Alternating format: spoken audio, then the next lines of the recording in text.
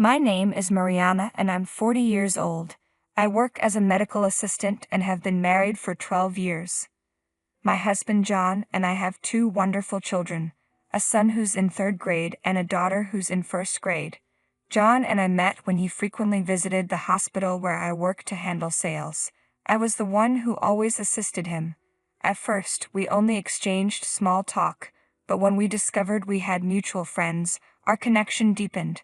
After sharing several dinners, we started dating, and 3 years later, we got married. John is incredibly bright, well-spoken, and a natural communicator. He often says that working in sales was his true calling. To be honest, John wasn't my type physically at first, but as we got to know each other, I found myself falling in love with him. It's been 15 years since we first met, and even now, after the kids are in bed, we can talk for hours, losing track of time.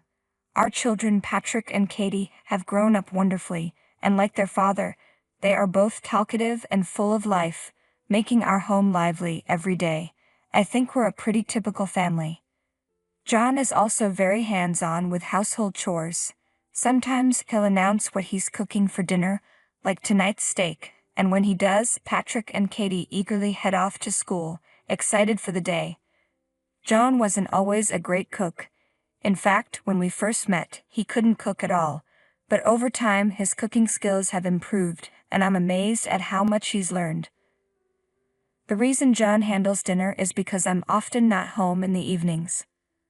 My mother has been in the hospital for a long time due to a chronic illness, and I visit her every day after work.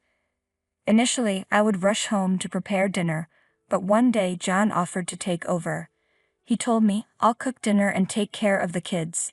You focus on spending time with your mother." His kindness brought me to tears. From that day on, I made sure to prepare breakfast and do as many household chores as I could before work. John took care of dinner, looked after the kids, and helped them with their homework in the evenings. My mother has been in and out of the hospital for the past 3 years, and lately her condition has worsened. I'm not sure what the future holds, so visiting her every day helps me cope with my anxiety. I lost my father in an accident when I was very young, and as an only child, it was just my mother and me until I got married. My mother was a smart woman, working in the same medical office as I do now. She also invested in stocks with the inheritance from my father, which brought in extra income. Thanks to her, I was able to attend private schools and live without any financial worries. When my mother was temporarily discharged from the hospital, I repeatedly told my mother that I wanted her to live with us, but she always shook her head, perhaps out of concern for our family. "It's okay, Mariana.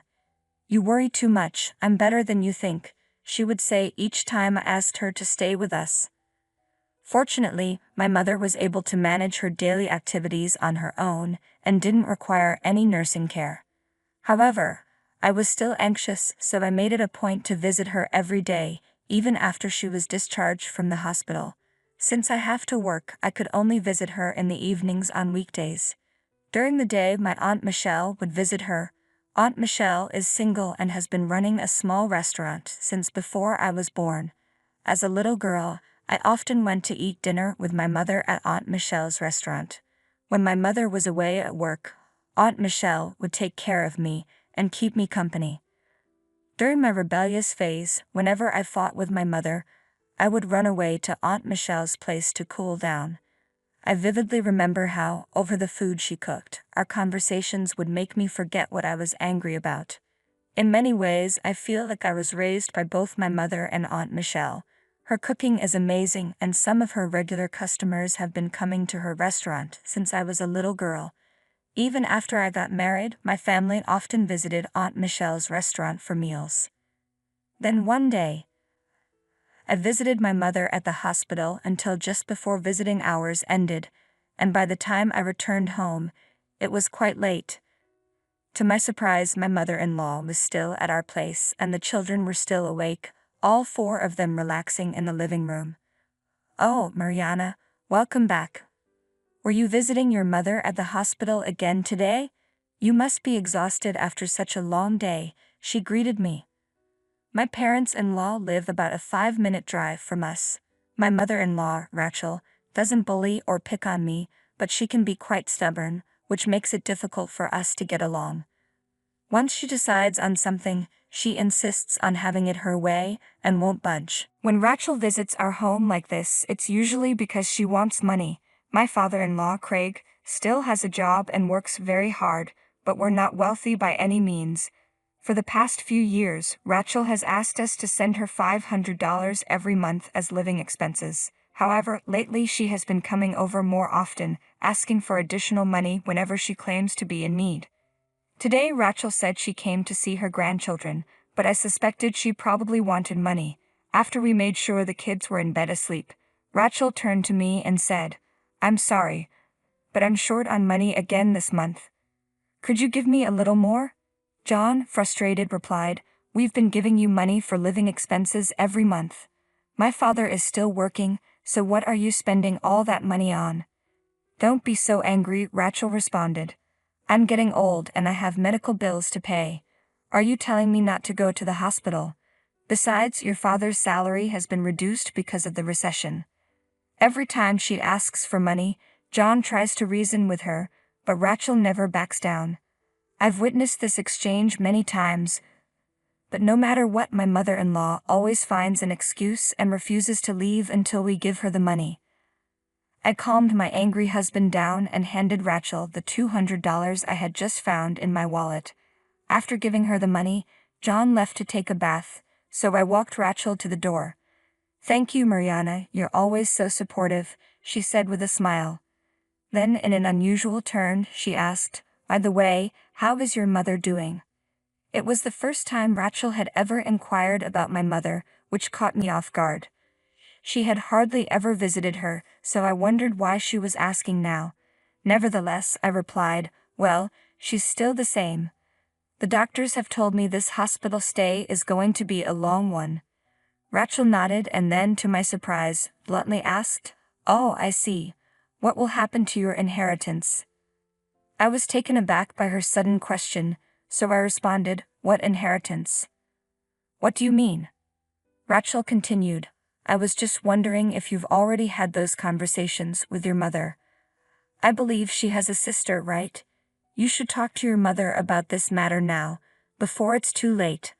After all, you wouldn't want to have any trouble with your aunt about the inheritance when the time comes, would you?"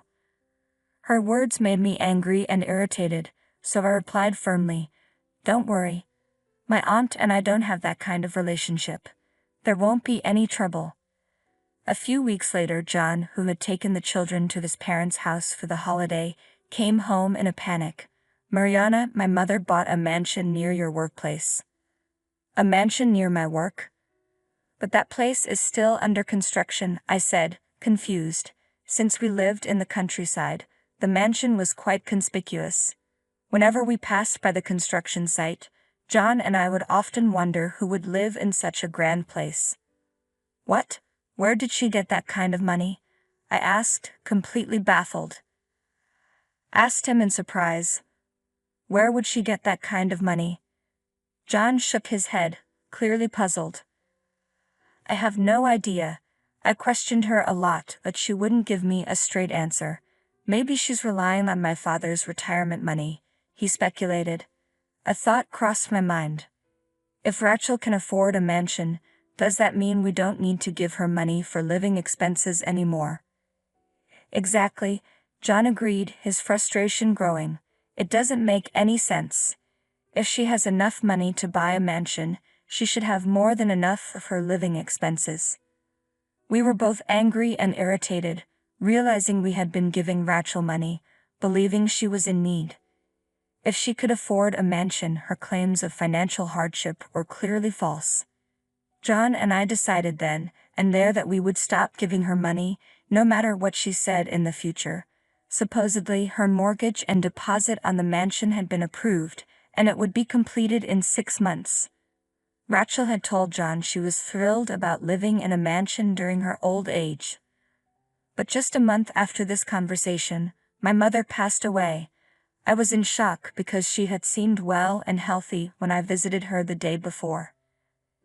It was a bittersweet blessing that I received a call at work saying my mother was in critical condition. I was able to leave early and rush to the hospital, just in time to be with her in her final moments. She may have been waiting for you to come, Mariana, Aunt Michelle, who had arrived earlier, said softly as I broke down in tears. There was so much to handle with the wake and funeral that I barely had time to grieve. After seeing my mother off and returning home, the reality of her absence began to sink in. I lost all my strength and broke down in tears, but my children comforted me. After the funeral, I spent the rest of the day busy with cleaning up my mother's house. As Aunt Michelle and I sorted through her belongings, we came across so many memories, and I couldn't stop crying as they flooded back. John was incredibly supportive during this time, helping with the household chores and taking care of the children, despite being busy with work himself. I can't express how grateful I am for his support. My children were so sweet and attentive to my feelings. Patrick tried his best to cheer me up with funny stories from school, while Katie proudly showed me her A+ on a test, hoping to make me smile. I cried a lot after my mother's passing, but John, Patrick, Katie, and Aunt Michelle took such good care of me and gave me the strength to get through it. 3 days after the funeral, when I returned home from another day of cleaning up my mother's house, Rachel was there again. As soon as I walked through the door, she abruptly said, "When will you get the deposit?" "The payment is due soon." "Deposit? Payment? What are you talking about?" I asked, confused. "I'm talking about your inheritance. You got a lot of money, didn't you?" Rachel demanded. "Inheritance? I renounced my inheritance," I replied, surprised by her aggressive tone. "What, are you kidding me?" Rachel's voice boomed, echoing throughout the house. After my mother passed away, I found out that her inheritance was nearly $2 million. My mother had told me she wanted me and Aunt Michelle to split it 50-50. However, my mother often spoke to me about her wishes for Aunt Michelle, saying, "If anything should happen to me, please take care of Michelle." I hoped Aunt Michelle would use my inheritance to renovate her restaurant. "Oh, Mother, don't say such ominous things," I often replied when she brought up the topic. Even the day before she passed away, my mother was still worried about Aunt Michelle's restaurant. "Are there still customers coming to Michelle's restaurant?" she asked. She mentioned the AC breaking down again, and I'm concerned. Aunt Michelle's restaurant, built before I was born, was indeed showing its age. My mother had offered many times to help with renovations, but Aunt Michelle always refused, saying she felt bad about spending my mother's money and didn't want to close the restaurant during repairs. While Aunt Michelle managed to keep the restaurant running, the building was deteriorating, and the cost of necessary repairs was becoming a burden. She once confided in me that although her loyal regulars still came, attracting new customers was difficult, likely due to the restaurant's outdated appearance. Having been a frequent customer myself for many years, I wanted Aunt Michelle to continue running the restaurant for as long as she could. Aunt Michelle, who had always prioritized work, spent money on the restaurant even if it meant cutting back on her own living expenses. She lived on the second floor of the restaurant, leading a very frugal life, which worried me whenever I visited her. Although the cost of ingredients had increased, she hardly raised the prices on her menu, always prioritizing her customers' satisfaction. Given that John and I both work and are financially stable, I felt no need for the inheritance. I wanted Aunt Michelle to have it all so she could finally renovate her beloved restaurant. Initially, Aunt Michelle refused, but when I told her that my mother had been worried about her even the day before she passed away, she finally agreed to accept it. When I discussed it with John, he supported my decision. We had been regulars at Aunt Michelle's restaurant since we started dating, often remarking on how delicious the food was and wishing she had more customers to enjoy it. When I told Rachel that I had renounced my inheritance, she snapped at me, her voice filled with anger. "What? Why would you do such a thing without consulting me? How am I supposed to pay for my mansion now?" "Your mansion? What are you talking about? John interjected. I thought you already finished paying it off.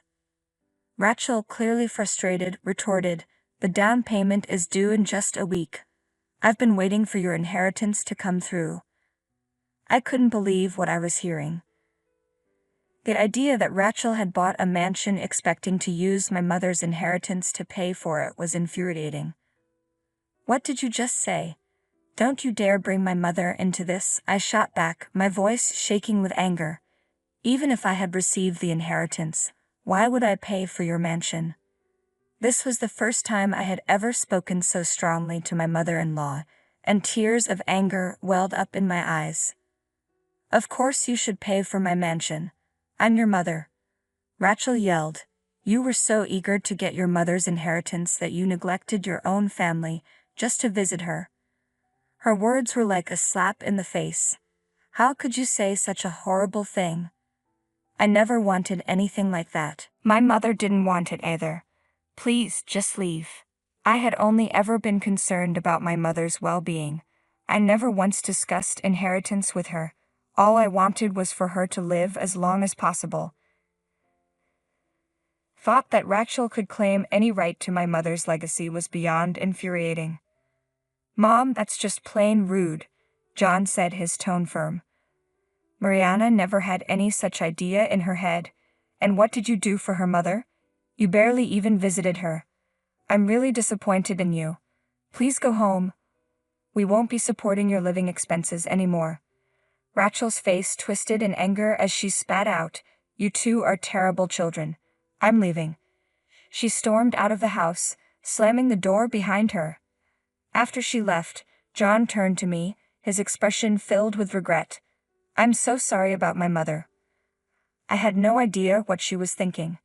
You don't have to worry about her, John said, apologizing as he spoke. Later, John explained that because of Rachel's age, she had agreed to a shorter mortgage term, which required a higher down payment. From that day on, Rachel called John daily, trying to get him to lend her money, but he stood firm and refused.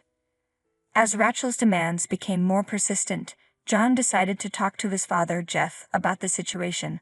When he did, both Jeff and Rachel came to our house to apologize. Jeff was completely in the dark about what had been happening. He knew they were planning to buy the mansion, but he thought they were going to use their savings.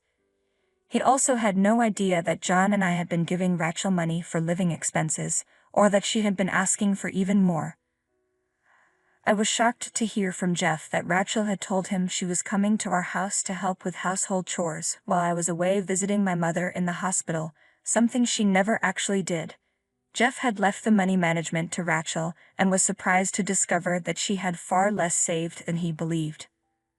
When Jeff confronted her, Rachel admitted that she had made poor investment choices, leading to significant financial losses. Jeff sincerely apologized to both John and me. Mariana, I'm truly sorry for my wife's behavior. Rachel made a serious mistake and will handle the payments for the mansion. Please forget about it.